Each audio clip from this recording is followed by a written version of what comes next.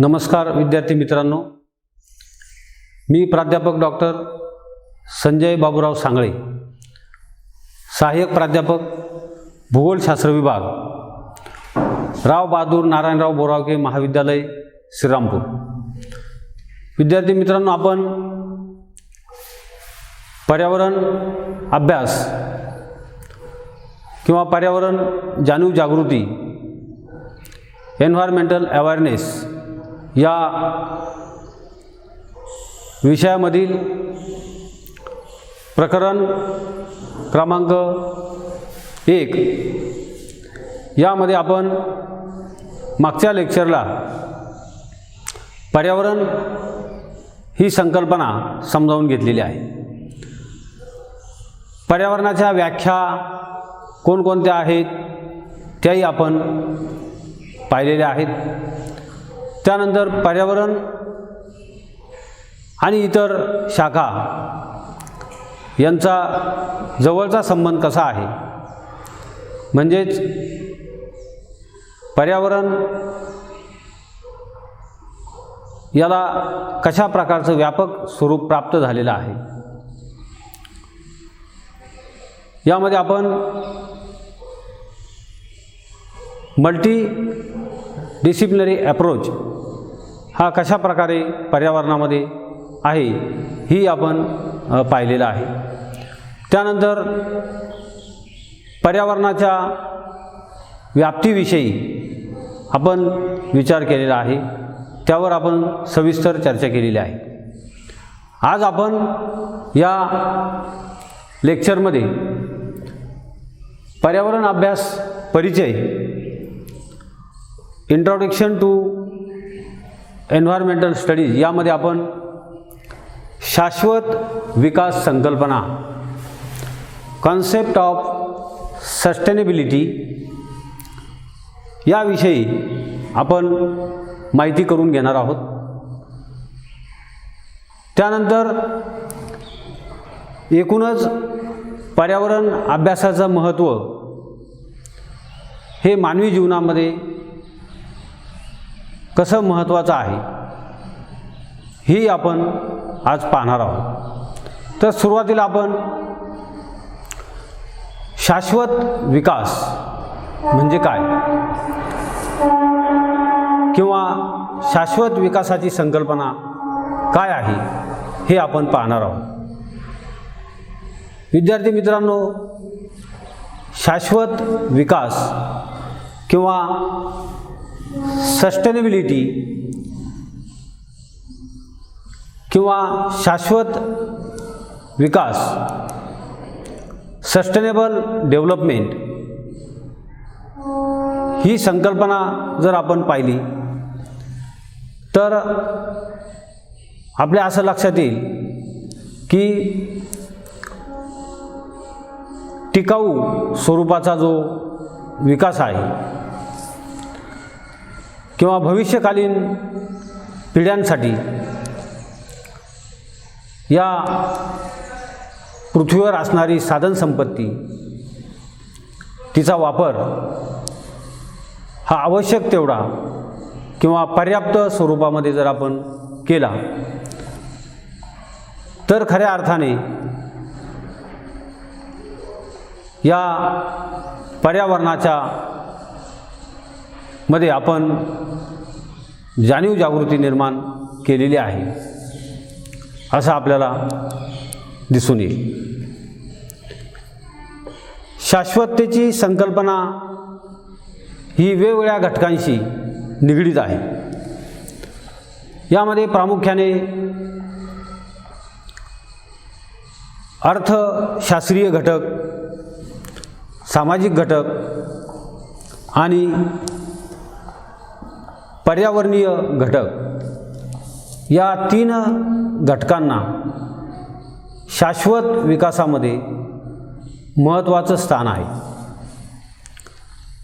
आणि या 3ही घटकांपैकी एक जरी घटक इम्बॅलन्स झाला किंवा एक जरी घटकाचं त्या ठिकाणी संतुलन बिघडलं तरी शाश्वत विकास होऊ शकत नाही, सस्टेनेबल डेव्हलपमेंट होऊ शकत नाही. आणि म्हणून या घटकांकडे दुर्लक्ष न होता या घटकांसाठी समाजाच्या प्रगतीसाठी, विकासासाठी या घटकांकडे लक्ष देणं आवश्यक आहे. पर्यावरणीय घटक यामध्ये सर्वात महत्त्वाचा घटक मानला जातो. पर्यावरणीय शाश्वता म्हणजे मानव व इतर सजीवांना जीवनावश्यक वस्तू व सेवा पुरवत राहण्याची परिसंस्थेची क्षमता म्हणजेच पर्यावरणाची शाश्वतता होय. किंवा शाश्वतता म्हणजे एखादी अवस्था जी थोड्या किंवा अनंत काळापर्यंत निरंतर चिरंतन टिकून राहते, अशा प्रकारची जी व्यवस्था आहे तिला शाश्वतता असं म्हणायचं. सस्टेनेबिलिटी म्हणजे साधनसंपत्तीचा वापर असेल किंवा समाज व्यवस्था असेल किंवा समाजासाठी असलेली अर्थव्यवस्था असेल, तर या घटकांचं त्या ठिकाणी अस्तित्व जे आहे हे अनंत काळापर्यंत चिरंतन निरंतर अशा प्रकारे टिकून राहणं आवश्यक आहे. आता आपण सस्टेनेबल या शब्दाचा अर्थ पाहणार आहोत. सस्टेनेर हा लॅटिन शब्द आहे आणि त्यापासून सस्टेनेबल हा शब्द तयार झालेला आहे. या सस्टेनेरचा मूळचा अर्थ जर आपण पाहिला तर टिकून ठेवणे किंवा धरून ठेवणे किंवा सहन करणे किंवा सहाय्य करणे किंवा पुरविणे किंवा चालू ठेवणे, टिकून ठेवणे अशा वेगवेगळ्या अर्थाने हा शब्द प्रचलित आहे. किंवा आयुष्याला हातभार लावणे असाही अर्थ त्याचा होतो. आणि म्हणून पर्यावरणाच्या बाबतीमध्ये सस्टेनेबलचा जर अर्थ आपल्याला घ्यायचा असेल तर पृथ्वीवर जे काही नैसर्गिक स्रोत आहेत या नैसर्गिक स्रोतांना पर्यावरणाच्या ऱ्हासापासून वाचवायचं आहे, त्यांचं संरक्षण करायचं आहे, त्यांचं संवर्धन करायचं आहे. आणि अशा प्रकारच्या या संकल्पनेला शाश्वतता असं म्हटलं जातं. या बाबतीमध्ये IUCN म्हणजे international union for conservation of nature and natural resources ही जी संस्था आहे, या संस्थेने 1991 मध्ये जाहीर केलेल्या शाश्वत जीविताच्या धोरणात शाश्वततेची व्याख्या केलेली आहे. आणि ही व्याख्या आपण या ठिकाणी पाहणार आहोत. तर शाश्वतता म्हणजे काय? तर शाश्वतता म्हणजे सजीव, परिस्थिती किंवा नैसर्गिक स्रोतांचा असा वापर करणे की जो भरून काढला जाईल. या पृथ्वीवर जी साधनसंपत्ती आहे, जे नैसर्गिक घटक आहेत, या नैसर्गिक घटकांचा असा वापर करायचा आहे की जो पुन्हा भरून काढला जाणं शक्य आहे. अशा वापराला शाश्वतता, सस्टेनेबल असं म्हणतात. त्यानंतर हर्मन डॅली यांनी व्याख्या केलेली आहे. हर्मन डॅली हे अर्थशास्त्रज्ञ होते. त्यांनी या शाश्वततेच्या 3 कसोट्या सांगितलेल्या आहेत. त्यामध्ये पहिली कसोटी आहे पुनर्निर्मितीक्षम स्रोतांच्या निर्मितीचा वेग वापरापेक्षा जास्त असावा. दुसरी कसोटी आहे पुनर्निर्मितीक्षम पर्यायांच्या विकासाचा वेग वापरापेक्षा जास्त असावा. आणि तिसरी कसोटी आहे प्रदूषणाचा वेग पर्यावरणाच्या समावेशनाच्या क्षमतेपेक्षा जास्त नसावा. म्हणजे प्रदूषण ही जी समस्या आहे ही या पर्यावरणामध्ये जेवढं काही ॲक्सेप्ट करेल त्याच्यापेक्षा अधिक प्रदूषण हे नसलं पाहिजे. अशा प्रकारे हर्मन डॅली यांनी या ठिकाणी काही कसोट्या या सांगितलेल्या आहेत.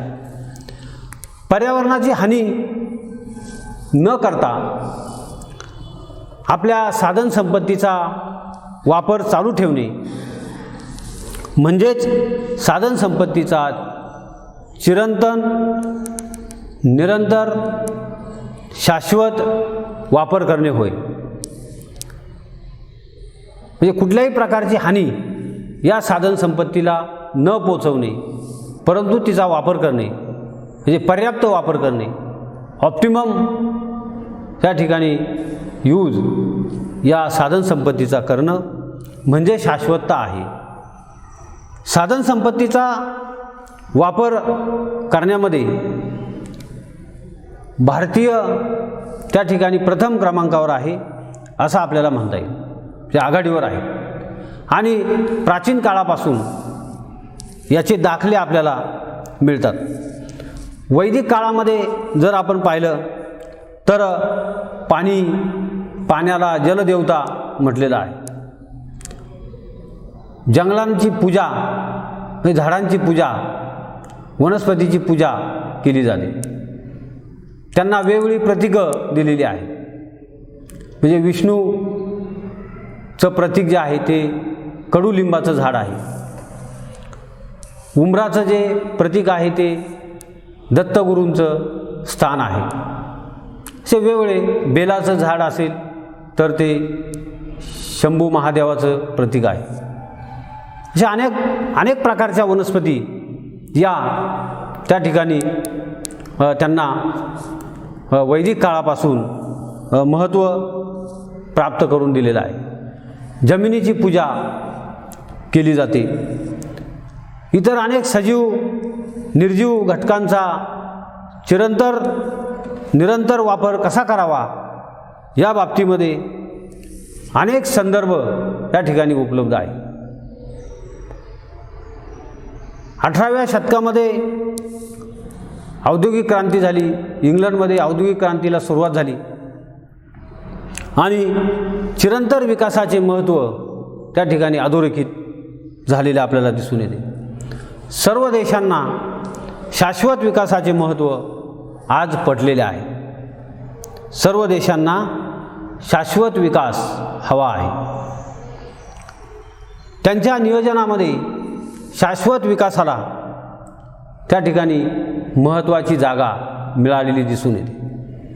आंतरराष्ट्रीय स्तरावर जर आपण पाहिलं तर याबाबतचा अहवाल क्लब ऑफ रोमने तयार केलेला आहे आणि तो वाढीच्या मर्यादा लिमिट्स ऑफ ग्रोथ या नावाने हा अहवाल प्रसिद्ध झालेला आहे.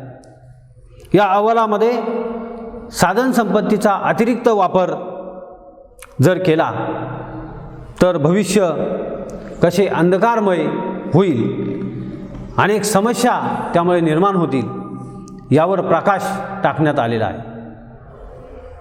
संयुक्त राष्ट्र संघटनेच्या पर्यावरण कार्यक्रमातून UNEP जागतिक संवर्धन धोरणाचा आराखडा त्या ठिकाणी तयार करण्यात आलेला आहे. त्याचप्रमाणे world wide fund for nature WWF world wide fund for nature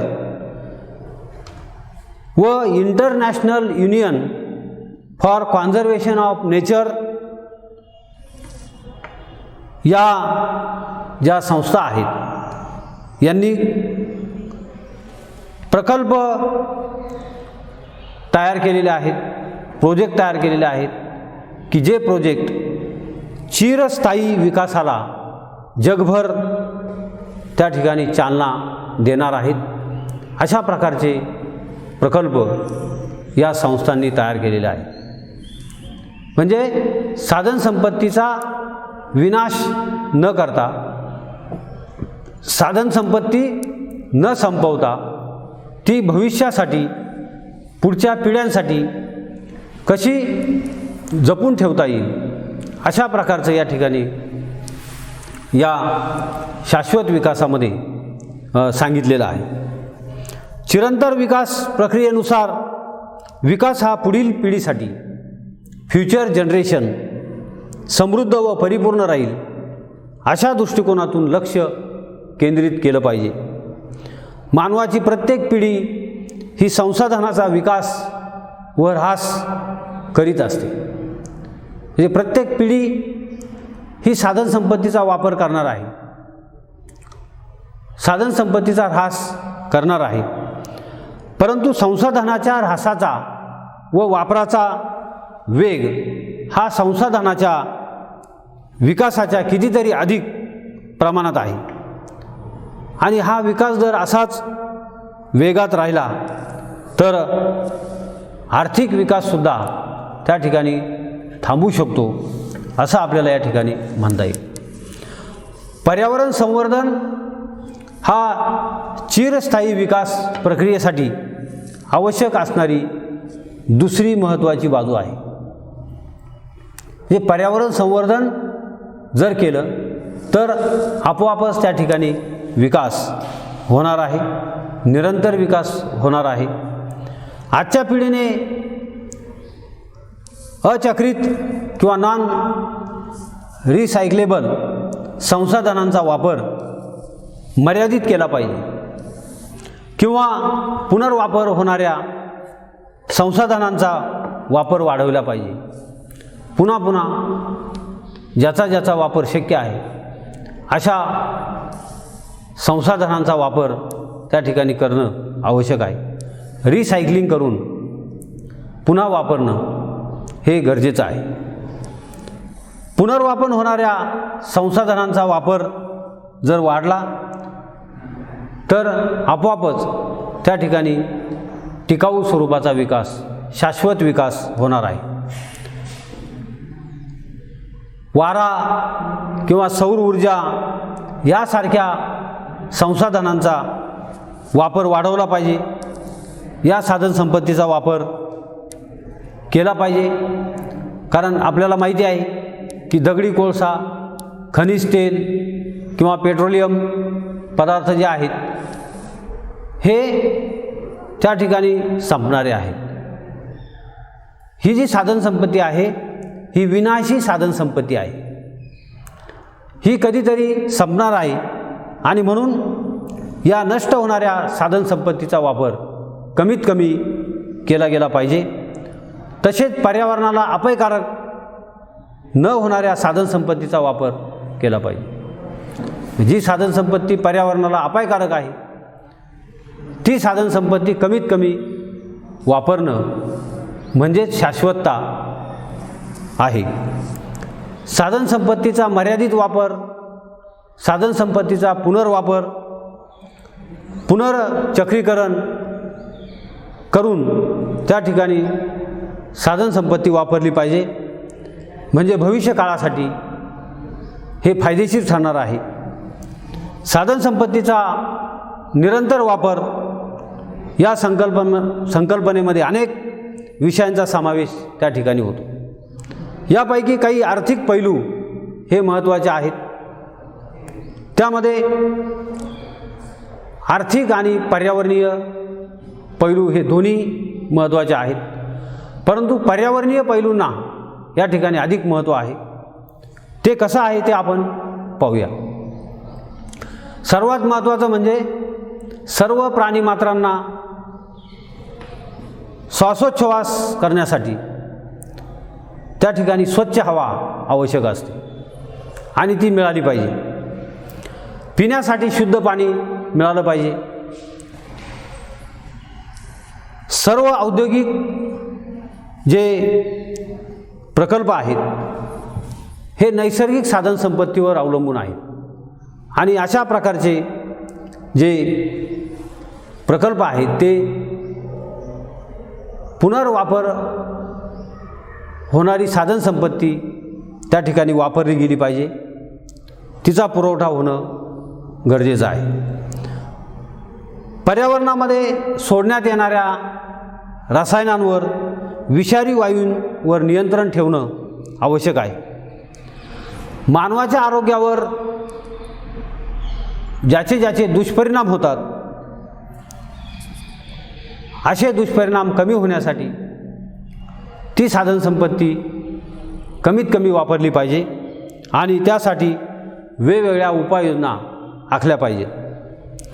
पर्यावरणाचा दर्जा आणि जीवशास्त्राचा समतोल राखण्यासाठी त्या ठिकाणी केंद्र सरकार, राज्य सरकार हे सतत प्रयत्नशील असते आणि त्यामध्ये काही सामाजिक संस्थासुद्धा पुढे आलेल्या आहेत.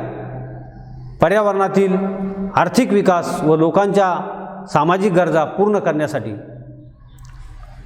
काही योजना त्या ठिकाणी तयार करणं आवश्यक आहे. निसर्गाचे कायमस्वरूपी नुकसान करून मानवजातीचा शाश्वत विकास हा कदापि साधला जाणार नाही. यासाठी प्रत्येकाने आपली जीवनशैली ही पर्यावरणपूरक केली पाहिजे. पर्यावरणाच्या दृष्टीने त्या ठिकाणी पर्यावरणाचं संतुलन राखण्यासाठी 21व्या शतकामध्ये मानवाने नैसर्गिक साधनसंपत्तीचा वापर जो आहे तो कमीत कमी केला पाहिजे. विकास प्रतिमान किंवा डेव्हलपमेंट मॉडेल या धोरणाचा स्वीकार आपल्याला करावा लागणार आहे. नाहीतर ही आपली जी पृथ्वी आहे किंवा जिला आपण वसुंधरा म्हणतो तिला जपलं नाही किंवा सुजलाम सुफलाम केली नाही तर भविष्य काळामध्ये त्या ठिकाणी अनेक समस्या निर्माण होतील आणि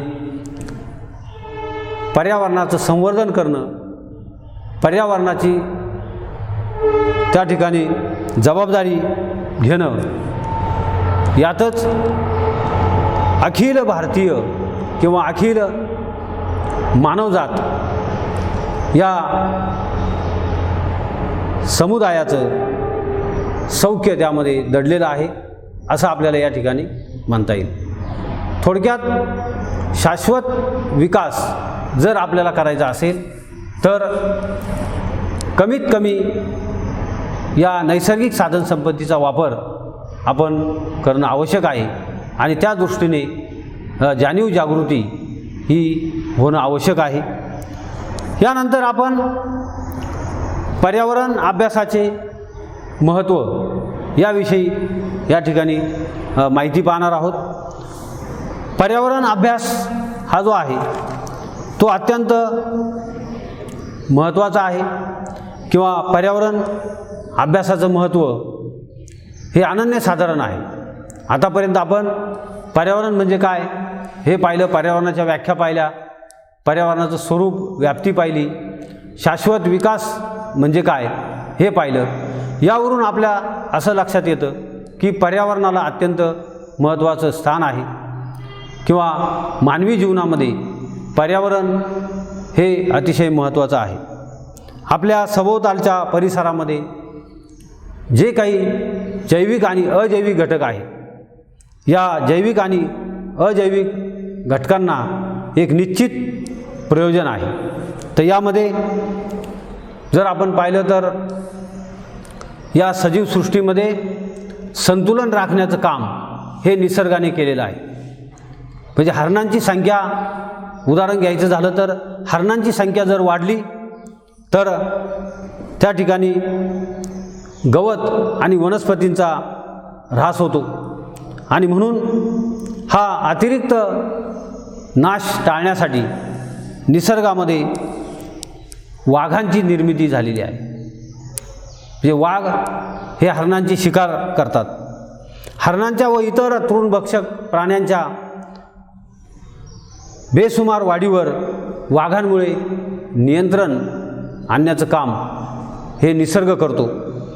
मानवाला या सर्व घटकांची पर्यावरणातील भूमिका स्पष्ट करण्याचे जे काम आहे ते पर्यावरणशास्त्र करत असतं आणि म्हणून पर्यावरणाची भूमिका ही अतिशय महत्त्वाची मानली जाते. पर्यावरणातील घटकांचं संतुलन राखण्यासाठी वेगवेगळ्या उपाययोजना करण्याचं काम हे पर्यावरणशास्त्र करत असतं. अविचारी मानव जो आहे, या अविचारी मानवाला पुन्हा निसर्गाचं संवर्धन करण्यासाठी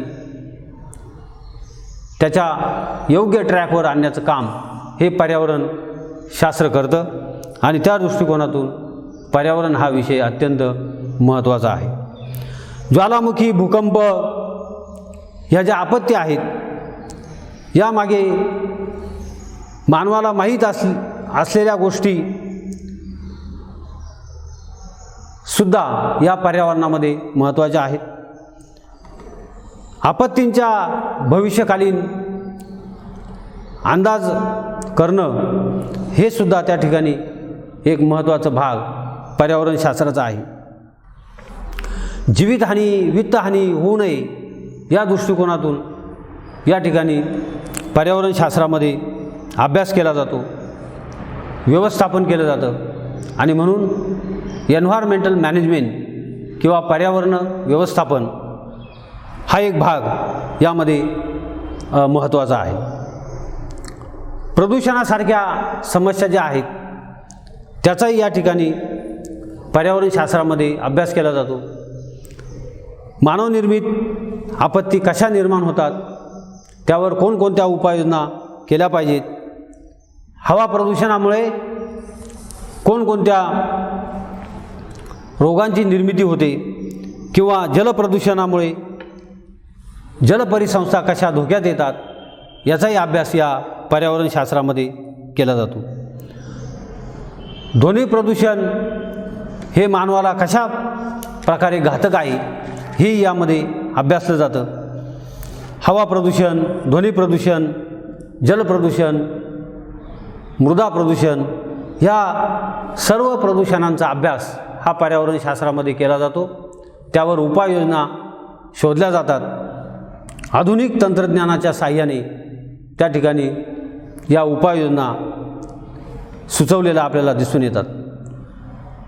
यासाठी अनेक संशोधन केंद्र चालू केलेली आहे आणि पर्यावरणशास्त्राच्या अभ्यासातून याची माहिती गोळा केली जाते.